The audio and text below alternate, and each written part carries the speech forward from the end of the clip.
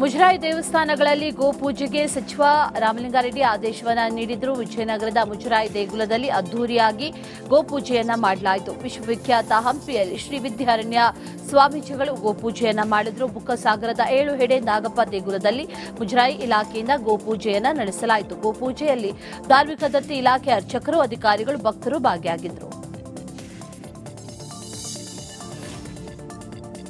ಗಿರಿನಗರದ ಶ್ರೀರಾಮಚಂದ್ರಾಪುರ ಮಠದ ಗೋಶಾಲೆಯಲ್ಲಿ ಗೋಪೂಜೆಯನ್ನು ನೆರವೇರಿಸಲಾಗಿದೆ. ದೀಪಾವಳಿ ಗೋಪೂಜೆ ನಿಮಿತ್ತ ವಿಶೇಷ ಕಾರ್ಯಕ್ರಮವನ್ನು ಆಯೋಜಿಸಲಾಗಿತ್ತು.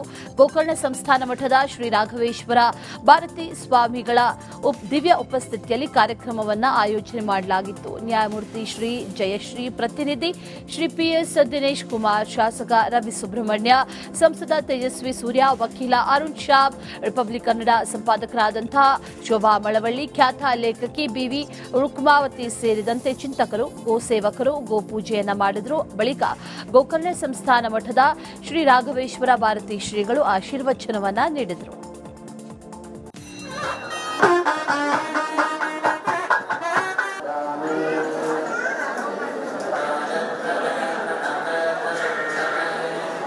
ಕಾರ್ಯಕ್ರಮಕ್ಕೆ ಅವರ ಉಪಸ್ಥಿತಿ ಬಹಳ ಮುಖ್ಯವಾಗಿರುವಂಥದ್ದು.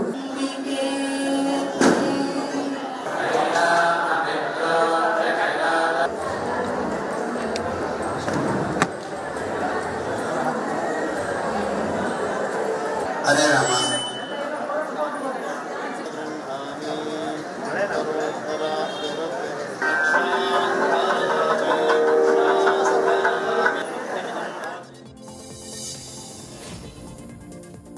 DCM DK Shivakumar temple run ಮಾಡುತ್ತಿದ್ದಾರೆ. ಮಂತ್ರಾಲಯದ ಶ್ರೀ ರಾಘವೇಂದ್ರ ಸ್ವಾಮಿ ಮಠಕ್ಕೆ ಭೇಟಿ ನೀಡಿ ರಾಯರ ದರ್ಶನವನ್ನ ಪಡೆದು ಪುನೀತರಾದರು. ಬಳಿಕ ರಾಯರ ಮಠದಲ್ಲಿ ತುಲಾಭಾರ ನೆರವೇರಿಸಿದ್ದಾರೆ. ಬೆಲ್ಲವನ್ನ ಇಟ್ಟು ತುಲಾಭಾರ ಮಾಡಿಸಿಕೊಂಡಿದ್ದಾರೆ. ರಾಯರ ಅನುಗ್ರಹಕ್ಕಾಗಿ ಡಿಕೆ ಶಿವಕುಮಾರ್ ವಿಶೇಷ ಸೇವೆಯನ್ನ ಸಲ್ಲಿಸಿದ್ದಾರೆ.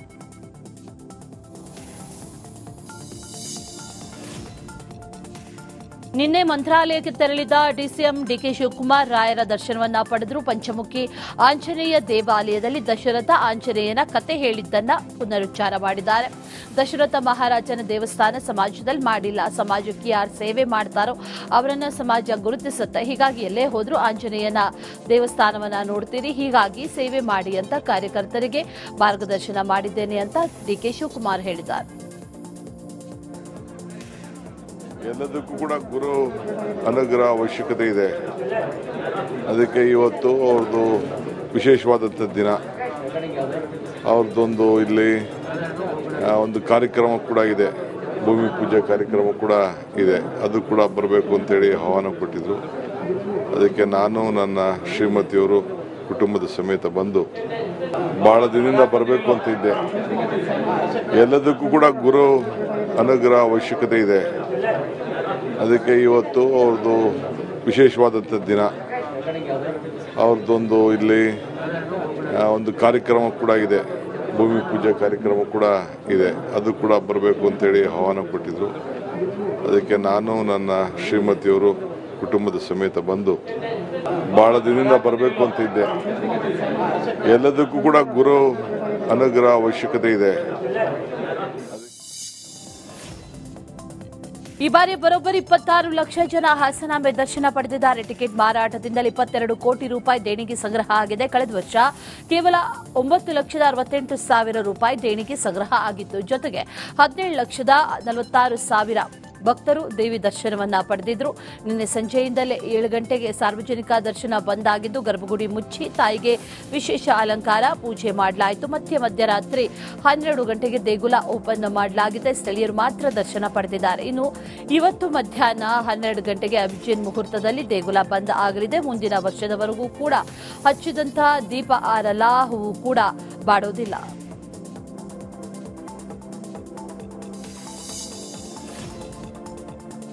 ಹಾಸನಾಂಬೆ ಬಳಿ ಮಂತ್ರಿ ಮಾಡುವಂತ ಬೇಡಿದ್ದೇನೆ ಅಂತ ಶಾಸಕ ಶಿವಲಿಂಗೇಗೌಡ ಹೇಳಿದ್ದಾರೆ. ಹಾಸನಾಂಬೆ ದರ್ಶನವನ್ನ ಪಡೆದು ಮಾತಾಡಿದ್ದಾರೆ. ಸಿಎಂ ಸಿದ್ದರಾಮಯ್ಯ, ಡಿಕೆ ಶಿವಕುಮಾರ್, ಸುರ್ಜೇವಾಲಾ ಮಂತ್ರಿ ಮಾಡ್ತೇನೆ ಅಂತ ಮಾತು ಕೊಟ್ಟಿದ್ದಾರೆ. ಕೊಟ್ಟ ಮಾತನ್ನ ಉಳಿಸಿಕೊಳ್ತಾರೆ ಅನ್ನುವಂತ ನಂಬಿಕೆ ಇದೆ. ಎಲ್ಲ ನಮ್ಮ ಹಣೆ ಬರಹ ಅಂತ ಶಾಸಕ ಶಿವಲಿಂಗೇಗೌಡ ಹೇಳಿದ್ದಾರೆ.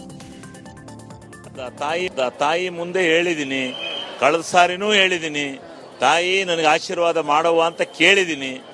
ತಾಯಿ ಏನ್ ಮಾಡ್ತಾಳೋ ನೋಡೋಣ. ಈ ಸತಿನೂ ಕೇಳಿದಿರ? ಈ ಪ್ರತಿ ಸಾರಿಲಿ ಕೇಳಿದೀವಿ, ನಾವು ಯಾವ ದೇವ್ರ ತಕ್ಕ ಹೋದ್ರು ಅದೇ ತಾನೆ ನಮ್ಮ ಆಸೆ. ನಮ್ಮ ನಂಬಿಕೆ ಇದೆಯಾ? ಯಾಕೆಂದ್ರೆ ಅವಕಾಶ ಹತ್ರ ನಮಗೆ ನೀವು ಕಾಣಂಗೆ ನಿಮ್ಮ ಮಾಧ್ಯಮದವ್ರ ಮುಂದೆನೆ ಸನ್ಮಾನ್ಯ ಮುಖ್ಯಮಂತ್ರಿಗಳು ನೆಕ್ಸ್ಟ್ ಎಕ್ಸ್ಪೆನ್ಷನ್ ಅಲ್ಲಿ ಮಂತ್ರಿ ಮಾಡ್ತೀನಿ ಶಿವಲಿಂಗೇಗೌಡನ ಅಂತ ಹೇಳಿದ್ದಾರೆ.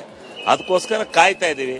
ನುಡಿದಂತೆ ನಡೆಯೋರು ಸಿದ್ದರಾಮಣ್ಣವರು, ನುಡಿದಂತೆ DK ಅವರು ಸುರ್ಜೇವಾಲಾ ಅವರು 3 ಜನ ಮಾತು ಕೊಟ್ಟಿದ್ದಾರೆ. ಅದು ಕೊಡ್ತಾರೆ ಅಂತೇಳಿ ಭಾವಿಸಿ. PSI ಪರೀಕ್ಷಾ ಕ್ರಮದ ಆರೋಪಿ ದಿವ್ಯಾ ಹಾಗರಗಿ ಮನೆ ಮೇಲೆ ಸಿಸಿಬಿ ಪೊಲೀಸರು ದಾಳಿಯನ್ನ ಮಾಡಿದ್ದಾರೆ. ಮನೆಯಲ್ಲಿ ಸ್ವೀಟ್ ಆಡ್ತಾ ಇದ್ದಂತಹ ಸಂದರ್ಭದಲ್ಲಿ ಅಧಿಕಾರಿಗಳು ಏಕಾಏಕಿ ದಾಳಿ ಮಾಡಿದ್ದಾರೆ. ಶಿಕ್ಷಕರ ಸಂಘದ ಮಾಜಿ ಅಧ್ಯಕ್ಷ ರಾಜು ಲೆಂಗಟಿ, ರವಿ ಮಾನ್ಕರ್, ಭಗವಾನ್ ಸಂಗಮೇಶ್, ನಾಗನಹಳ್ಳಿ, ಶಿವಶರಣಪ್ಪ, ಮಲ್ಲಿನಾಥ್ ಮಂಗಲಗಿಯನ್ನ ಪೊಲೀಸರು ವಶಕ್ಕೆ ಪಡೆದಿದ್ದಾರೆ. ದಾಳಿ ಸಂದರ್ಭದಲ್ಲಿ ನಗದು ಜಪ್ತಿ ಮಾಡಿದ್ದು ಸ್ಟೇಷನ್ ಬಜಾರ್ ಪೊಲೀಸ್ ಠಾಣೆಯಲ್ಲಿ ಪ್ರಕರಣ ದಾಖಲಾಗಿದೆ. ದೀಪಾವಳಿ ಪೂಜೆ ಇದ್ರ ಕಾಲಾಗ ಪಾಡ್ಯ ಪೂಜೆ ಇತ್ತು. ನಮ್ಮ ಮನೆಯೊಳಗೆ ಎಲ್ಲರಿಗೂ ಏನ್ ಮಾಡಿದೆ, ಪೂಜಾ ಕೂಟಕ್ಕೆ ಕರೆದಿದ್ದೆ. 5:05 ಗಂಟೆಕ ಇವ್ರು ಪೂಜಾಕ್ ಅಂತ ಮನೆಗೆ ಬಂದಿದ್ರು. ಊಟ ಮಾಡುವಂತ ಅವ್ರಿಗೆ ಅಂದೆ, ಊಟ ಮಾಡುವಂತಂದ್ರೆ ಅವ್ರು ಊಟ ಮಾಡಲಿಲ್ಲ. ಅದಕ್ಕೇನಂದ್ರೆ ಎಲ್ಲರೂ ಊಟ ಮಾಡಿ ಬಂದಿದೆ, ನಮ್ಗೆ ಬ್ಲಾಕ್ ಟೀ ಮಾಡಿಕೊಟ್ರೆ ಸಾಕು ಆಯ್ತು ಅಂತಂದ್ರು. ಅದು ಬ್ಲಾಕ್ ಟೀ ನಾವು ಮಾಡಿಕೊಟ್ಟು, ನಾ ಬ್ಲಾಕ್ ಟೀನು ಪೂರ್ತಿ ಅವ್ರು ಕುಡ್ದಿಲ್ಲ. ಇವ್ರ ಡಿಪಾರ್ಟ್ಮೆಂಟ್ನವರು ಪೊಲೀಸರು.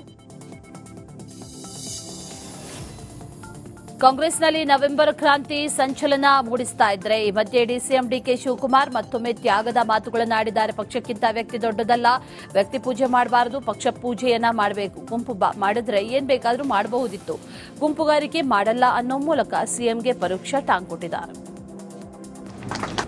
ನಾನು ಯಾವಾಗಲೂ ಒಂದು ಮಾತು ಹೇಳ್ತಾ ಇರ್ತೀನಿ, ಪಕ್ಷಕ್ಕಿಂತ ವ್ಯಕ್ತಿ ಯಾವ ಕಾರಣಕ್ಕೂ ದೊಡ್ಡವರಿಲ್ಲ. ಯಾವಾಗಲೂ ವ್ಯಕ್ತಿ ಪೂಜೆ ಮಾಡೋಕೆ ಹೋಗಬಾರ್ದು.